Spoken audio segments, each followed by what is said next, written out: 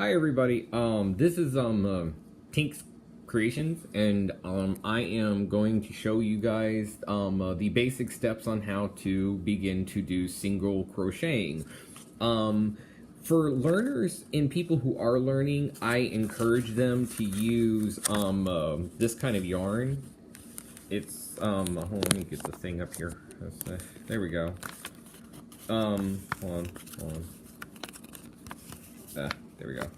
Yeah, it's Bernat Roving, and it's actually a really good yarn. The reason why I recommend it is because unlike regular yarn, some yarn, this one is actually pretty thick. If you take a look at it, I'll show you. That's actually how thick it is. And the reason why I say it's good to use kind of thick yarn when you're learning how to start crocheting is because the thin yarn that everybody uses kind of gets confusing and tightened, and people get upset about it. So I would rather, if people are going to start off crocheting, I think they should use big bulky yarn, because that helps with being able to identify stuff. Now, I also have, my dad gave me this when I was when I told him about my crocheting. And what this does is this lights up, so I can actually see the the yarn, and I can see the holes and stuff. But since it's daylight, I really don't have to. Now, the first thing that you're gonna do when you start crocheting, we're just gonna learn how to do a single chain, and that's what I'll learn how to do there. And that is, you're going to take the yarn and you're gonna wrap it around your finger, like let's see. God. Okay, I'm really horrible at explaining, guys, but I'm trying here. Okay, here we go. And then you're basically going to create, for those people there, is a slip knot, like that. And then what you do is you put it on your thing, like this, and make sure that it's loose enough to go back and forth, but not too loose to where not too loose to where it falls off. Just make sure it's good and loose, so that way you can go ahead and do that. And what you're going to do at that point is you're gonna hold the yarn. Oh god, this is horrible. Let me see if I can make this a little bit better. Okay, yeah, here we go. And what you do is you hold this like this, and what I do is, and this works for me, this is just basically getting your technique down. Do not worry about the variations of techniques that you find one that works for you. For me, what works for me is making the slip knot by hand instead of doing it with the crochet needle and just putting it on the crochet needle. And then from there, I like to hold it like I'm doing right now, which is like that. And that for me is good enough. And then I'll hold it like right here in the beginning, so that way it doesn't get away from me. And then we're gonna go over or under one, whichever one you prefer, and then we're gonna go one, and there's your single chain. Like that. Now granted, I messed up and you're not supposed to actually use that end, but we'll try it again, and I'll show you how that works. You take this and go over in one, and then you pull out, and boom. There's your single chain. And make sure that it's tightened enough to where it's not going to be all kinds of crazy, because your tension's important. And then you go out again. And then you just keep going however long you need or want it, like I'm doing right here. Just 1, 2, 3, 4, and 5, and 6. Okay, so I did 6 chains, and that's pretty much what that is. When you look at it, it's 6 chains, 6 or 7 chains right there. I think that a lot of people, like when I originally started, I used to be really tight on the tension, and folks, don't get too tight on your tension. Don't think you have to be like all like this and trying to tighten it up and stuff like that. Give it a little wiggle room, and give it a little leadway and what have you. I mean, don't make it too loose, but give it a little leadway. And what I mean by is when you do that and you go like that, just make sure that when you do it, you notice that it's not so tight, and make sure that it's even, because your tension, this is going to be your foundation chain. No matter what you start in crocheting and how far you go and what you do, your foundation chain having the appropriate tension on it is really important, because if it's too tight and you're making something, you're going to have really awkward kind of curves and everything else in there, and that gets very frustrating. And it's just a good practice to kind of just not have too much tension on it. And the big yarn, it helps because you're able to hold it a little bit more. You're able to see it a little bit more. And like I said, if you get lucky enough to get one of these, right, or if you can always see your holes and stuff and your tension.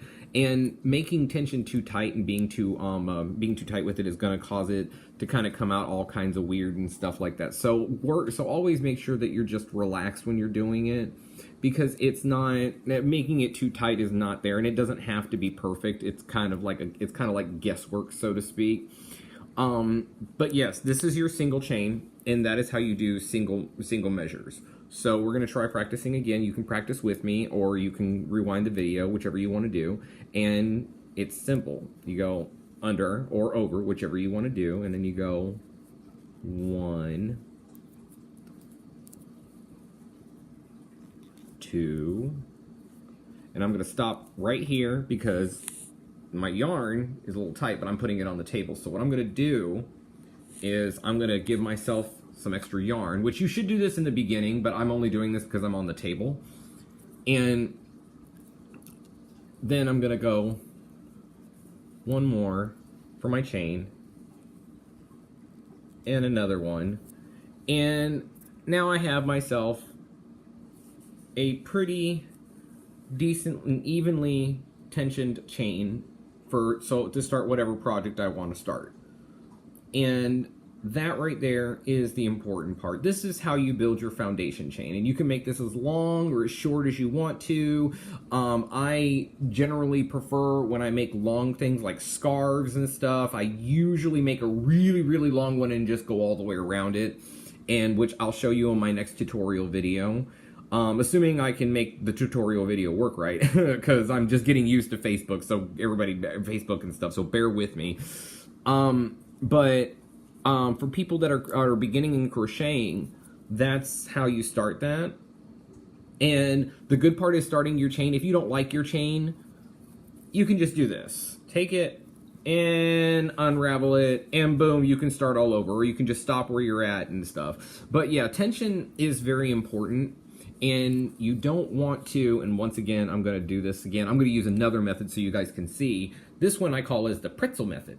And as you can see, my knot looks like a pretzel. So what I'm going to do is I'm going to put it in here, put this out here, like that, right? Notice it's on the loop. Then I'm just going to pull. And there's my slip knot, right there. So you can also do that method too. I use whatever method comes to mind at that time. I don't have a set one. Some people do have set ones, and that's okay too. Some people don't, because they don't work for them and they just like whatever mood they're in. And that's the beautiful part about crocheting, and that's why I like crocheting, is because you have so many different ways of doing the same thing. You can do it to the way to where your heart's desire on it. And like right now, most people would go over and under and in, and that's good.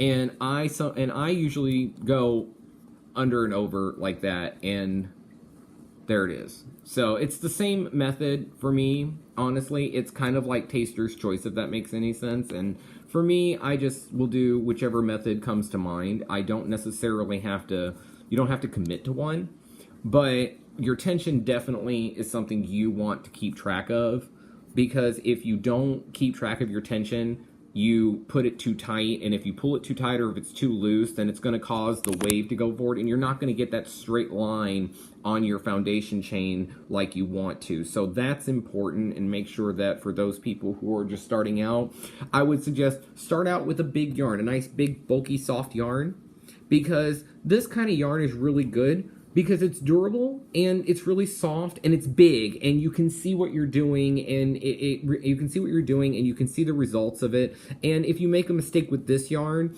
for me, it's a lot easier than making a mistake with like the red heart yarn or something, because to me this one just seems really nice. It's just really, it's a really nice thing, and even if I don't really complete a project or what have you with this is still really nice and soft yarn to actually have. So this is Bernat is one of my good training yarns, because it's big enough it's big enough so you can see everything you're doing, and for those people who you need glasses and stuff. And it's also a lot more of a confidence builder, because with this yarn you can see how well you're doing, even a lot better, and you can see how well you're doing with a lot of things. So I think that this yarn is actually really good for people. And it also makes like great blankets and stuff, so you can always do your projects with it, and it's really, really good yarn. So if you're definitely starting out, I would suggest don't start out with that small yarn. Start out with some good, nice, bulky or something like that, so that way you can actually see it and look at it. And then when you get really good with your methods and how you do your different stitches and stuff, you can go ahead and move on to the smaller kinds of yarns and stuff like that, and then make doilies and stuff. But this is actually a really good yarn. There are plenty of tutorials on here about crocheting, but one of my friends wanted me to send uplink a video on doing it, so I'm doing that now, and I'll see how this goes. And please leave your comments in below and stuff like that about the stuff that you would like to see as far as this stuff. I don't expect all my guys from the code or the code of character to respond, because let's just say I didn't call it manly crocheting. So this is kind of like my thing. So I really think that I would appreciate your comments below and stuff like that. I think that would be very valuable, because I'm going to start putting some tutorials out there, and I really would like your guys' take on them, okay? Well, this is my video, and I will try to add up on this one and add more to it. So thank you, and you have a great day, guys, okay? Stay blessed. Bye.